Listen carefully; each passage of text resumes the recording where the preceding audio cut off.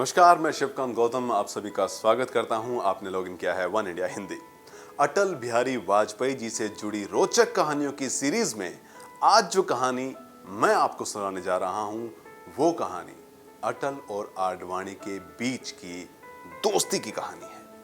ये कहानी दो बड़े नेताओं के राजनीतिक रिश्तों की कहानी है जिसमें महत्वाकांक्षाएं किसी की नहीं थी। बीजेपी में अटल आडवाणी की दोस्ती की चर्चा काफी दिनों से बहुत ज्यादा प्रसिद्ध रही है। राजनीतिक हलकों में दोनों की दोस्ती को लेकर तरह तरह की चर्चाएं भी रही हैं। इस दोस्ती को लेकर कई रोचक किस्से हैं।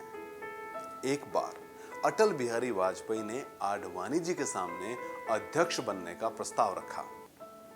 तब तक वाजपेयी 4 साल तक भारतीय जनसंघ के राष्ट्रीय अध्यक्ष रह चुके थे।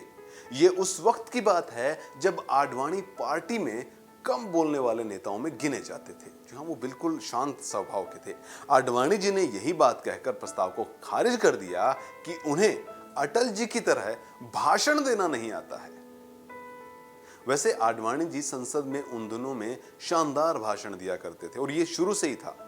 बावजूद इसके उनका तर्क था कि हजारों लोगों के सामने उन्हें बोलने में बहुत दिक्कत है। आडवाणी जी ने बाद में कई बार इस बात का जिक्र किया कि मैं अटल की तरह कभी नहीं बोल पाता और ना ही कभी बोल पाया। 50 के दशक में अटल और आडवाणी दोनों ही कमरे में यानी एक कमरे में रहते थे, रूमी थे। वाजपेयी ने मस्त मोलेपन और तुरंत जवाब देने की क्षमता से आडवाणी जी काफी प्रभावी थे। उस दौरे में मीडिया आज के जमाने की तरह एक्टिव नहीं होती थी। आज तो हम सोशल मीडिया पे इतने एक्टिव है, कुछ होता है उस पे आ जाता है। उस दौरान ऐसा नहीं था। आडवाणी को कुकिंग के नाम पर सिर्फ चाय बनानी आती थी। उन दिनों में अटल आडवाणी चटपटा खाने के लिए पुरानी दिल्ली खूब आते थे। पूरे करियर के दौरान ऐसे मौके बहुत कम आए जब अटल जी ने आडवाणी जी की बात को टाल दिया हो। अटल जी जानते थे कि 2 सीट पर जीतकर आगे बढ़ी पार्टी को विस्तार से फैलाने में आडवाणी का जबरदस्त रोल है। लेकिन 90 के दशक में राजनीतिक हलकों में कहा जाने वाला ये कहानी आई, कहा जाने लगा कि अटल बिहारी वाजपेयी ने ही आडवाणी को प्रधानमंत्री नहीं बनने दिया। साल 1995 में मुंबई में बीजेपी का उस वक्त तक का सबसे बड़ा अधिवेशन हुआ। नवंबर का महीना था, तारीख थी 11। इस दिन अधिवेशन होना था और इसके अगले दिन एक विशाल जन रैली। ये वही रैली थी जिसमें पार्टी और पीएम उम्मीदवार के नाम का ऐलान होना था। मंच पर मौजूद पार्टी के तमाम बड़े नेता एक एक करके बोलते गए। फिर बारी आई लाल कृष्ण आडवाणी की। रैली में उपस्थित तमाम लोग इस उम्मीद में थे कि पार्टी आडवाणी को चेहरा बनाकर चुनाव लड़ेगी। लेकिन आगे जो हुआ वो मीडिया के लिए भी मसाला था और पार्टी के नेताओं के चेहरे से रंग उड़ने के लिए, यूं कहें कि रंग उड़ाने के लिए यह खबर काफी थी। आडवाणी जी ने ऐलान किया, अब की बारी अटल बिहारी। साफ था अटल जी को अपना पीएम उम्मीदवार बनाना पार्टी जो है तय कर चुकी थी और उसी से चुनाव लड़ने वाली थी। आडवाणी उन दिनों पार्टी के अध्यक्ष हुआ करते थे। पहले अटल जी ने इस बात का विरोध किया। पार्टी अध्यक्ष के फैसले के खिलाफ अटल जी नहीं जाना चाहते थे, लेकिन आडवाणी अड़ गए तो अटल जी को यह मानना पड़ा।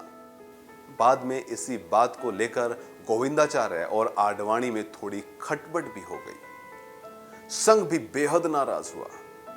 इस तरीके से लाल कृष्ण आडवाणी ने पीएम बनने के मौके को खुद से खत्म कर लिया।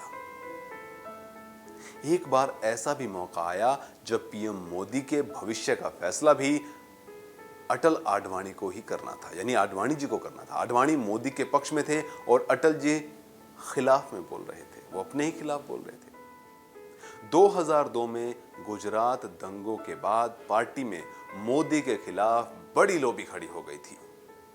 अटल बिहारी चाहते थे कि मोदी को गुजरात के सीएम पद से हटा दिया जाए, लेकिन आडवाणी जी की वजह से अटल बिहारी वाजपेयी इस फैसले को लागू नहीं कर सके।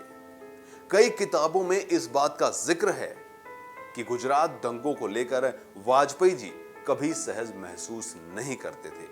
उनकी पूरी इच्छा थी कि गुजरात दंगों के बाद तत्कालीन मुख्यमंत्री नरेंद्र मोदी इस्तीफा दें।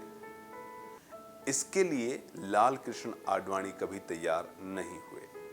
लेकिन गोवा राष्ट्रीय सम्मेलन आते आते पार्टी के शीर्ष नेता, जिसमें कि आडवाणी जी का नाम सबसे ऊपर था, सबने मिलकर वाजपेयी जी की राय बदलने में कामयाबी हासिल कर ली। बाद में देश में जब मोदी सरकार बनी तो उनके ऊपर ही लाल कृष्ण आडवाणी को नजरअंदाज करने का आरोप भी लगा।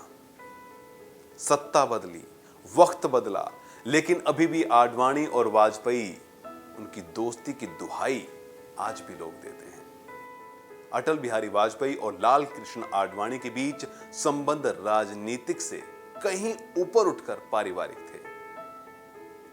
ये वो किस्से थे जो इन दोनों के आज भी अमर हैं।